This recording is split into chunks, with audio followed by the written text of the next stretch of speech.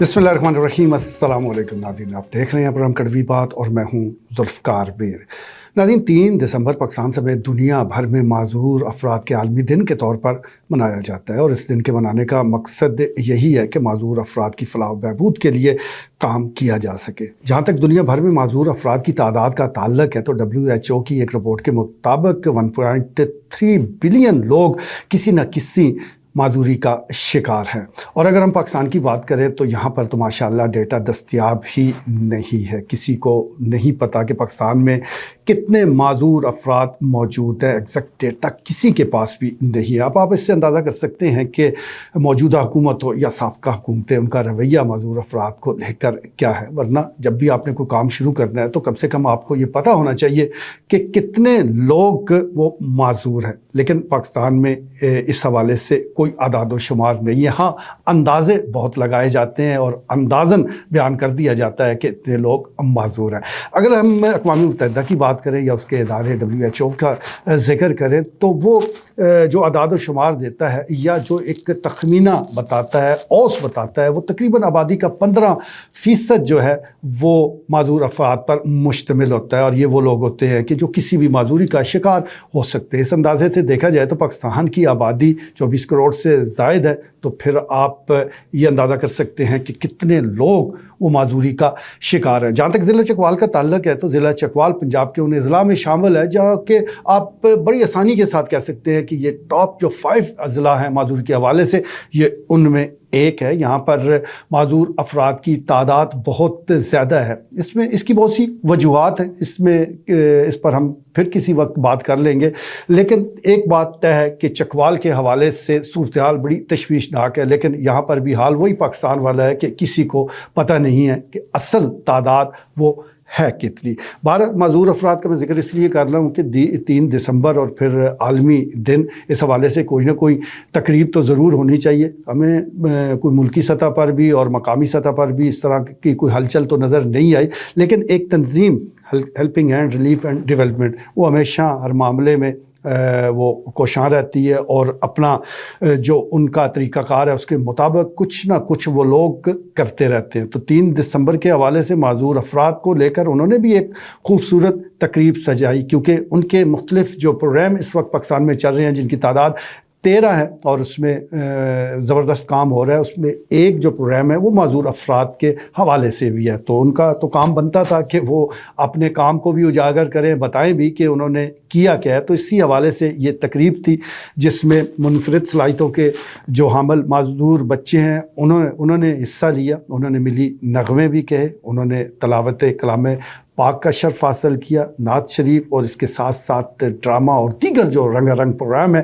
उसमें पार्टिसिपेट किया, उसमें हिस्सा लिया और बताया कि हम माजूर नहीं है। और जिस्मानी माजूरी एक चले कमी तो कुछ न किसी अंदाज से हो सकती है, लेकिन अगर हिम्मत जवां है और किसी ने आपका हाथ पकड़ लिया है तो फिर आप माजूर नहीं रहते। तो हाथ पकड़ने वाला तो हेल्पिंग हैंड मौजूद है और इन्होंने बिल्कुल अपने नाम की तरह इनको हेल्प आउट किया। और अब माशाल्लाह ये जो बच्चे हैं ये अब बाकायदा तौर पर वो काम भी करते हैं। बाकायदा तौर पर उनकी एक्टिविटी ऐसी है कि जो नॉर्मल लोगों के हम पल्ला है। इसी सिलसिले में न सिर्फ ये कि इस प्रोग्राम में वो जिस तरह मैं बता रहा हूँ कि रंगारंग प्रोग्राम भी पेश किए गए, मैजिक शो का भी एहतमाम किया गया ताकि बच्चे जो है ज़रा खुश हो जाएंगे। मैजिक शो देखकर न सिर्फ बच्चे बल्कि बड़े भी बहुत खुश हुए, खुशी का बनता भी है। लेकिन एक चीज़ जो ज़रा मुनफरिद थी कि और ये इस तंजीम के प्लेटफार्म से हमेशा मैं देखता हूँ कि ये इनकी कोशिश होती है कि कोई भी ऐसा शोबा है तो वहाँ पर सिर्फ इमदाद ही ना देते रहा जाए बल्कि उन लोगों को अपने पाँव पर खड़ा किया जाए। तो इसके लिए आज भी जो माजूर अफराद के हवाले से ये तकरीब थी तो इसमें एक बच्चे को जो कि समाज से महरूम है लेकिन ख़ुसूसी आलात के ज़रिए पहले तो उसे कुछ सुनने के काबिल बनाया गया, फिर उसको बार्बर का काम सिखाया गया जो कि उसकी अपनी ज़ाती दिलचस्पी भी थी। और आज इस मौके पर उसे वो सारा सामान दे दिया गया कि जो जिसके ज़रिए वो एक बार्बर शॉप बना सकता है और रिज़्क़ हलाल भी कमा सकता है। न सिर्फ ये वो ख़ुद पाँव पर खड़ा हो जाएगा बल्कि अपने ख़ानदान के कफ़ालत का भी बाइस बनेगा। मैं समझता हूँ कि सबसे बड़ा काम तो है ही यही। भारत तकरीब की तरफ वापस आते हैं। आज की इस तकरीब के مہمان خصوصی global director doctor Abdul Khaliq Ghauri تھے۔ دیگر مہمانوں میں programme manager Tahir Afzal, senior manager Ata Ullah Shah Bukhari, CEO education Chakwal, Muhammad Safdar director social welfare, Waseem Khan اور ممتاز سماجی شخصیت غفران عمر کہوٹ اور دیگر پیارے پیارے بچے اس تقریب کا حصہ تھے۔ خواتین حضرات کی ایک بڑی تعداد بھی موجود تھی۔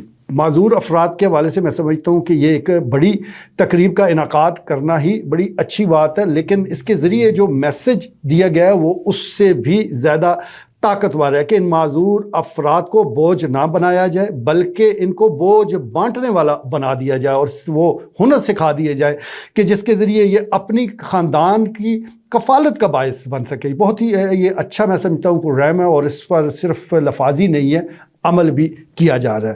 آج کی اس تقریب سے مہمان خصوصی ڈاکٹر عبدالخالق اور دیگر نے خطاب بھی کیا۔ ڈاکٹر عبدالخالق صاحب کا کہنا تھا کہ ہیلپنگ ہینڈ نے 2005 میں ایمرجنسی ریلیف کے لیے پاکستان کا رخ کیا اور پھر اس وقت سے لے کر اب تک یہ یہیں کے ہو کر رہ گئے۔ مختلف یہاں پر پھر انہوں نے اپنے پروگرام کی تعداد کو بڑھایا، مختلف اضلاع میں لے کے گئے، اور اگر آج کی ہم بات کریں تو پاکستان کے 84 اضلاع میں ہیلپنگ ہینڈ کے زیر اہتمام مختلف پروگرامز جاری ہیں، جس میں 13 کے حوالے سے بتایا جاتا ہے کہ یہ 13 ایسے پروگرام ہیں کہ جس شعبے میں بھی اس حوالے سے جو کام کیا جا رہا ہے وہ قابل مثال ہے۔ اور اس سلسلے میں جس طرح آج معذور افراد کو لے کر مختلف ڈسکشن کی گئی، تو ساتھ ساتھ ایک نقطہ میں سمجھتا ہوں بڑی اہمیت کا حامل ہے کہ جو کہ 2% کوٹے کے حوالے سے ہے۔ اب ان افراد کے لیے 2% کوٹا رکھ تو دیا گیا ہے، لیکن عمل درآمد کہاں ہوتا ہے اس کا کسی کو کچھ پتہ نہیں، تو اس طرف بھی حکومت کو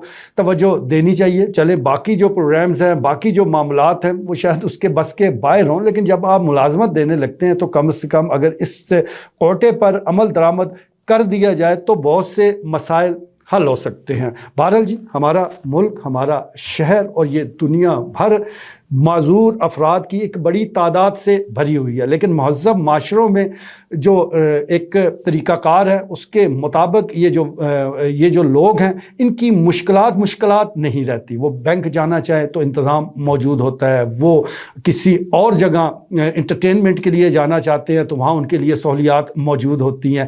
ہر جگہ ان کو ذہن میں رکھ کر سہولیات دی جاتی ہیں۔ بس یہ پیارا پاکستان ہے جہاں پر اس نقطہ نظر کو کوئی خاص اہمیت نہیں دی جاتی۔ آپ دیکھ لیں کہ ایک وقت آیا کہ ایک آرڈر آ گیا کہ آپ ہر جگہ ان کی سہولیات کے لیے کوئی ڈیسک قائم کریں یا کوئی اور سہولت دیں، تو پھر ہم نے دیکھا کہ محض خانہ پوری کی گئی۔ تو خانہ پوری نہیں کرنی چاہیے۔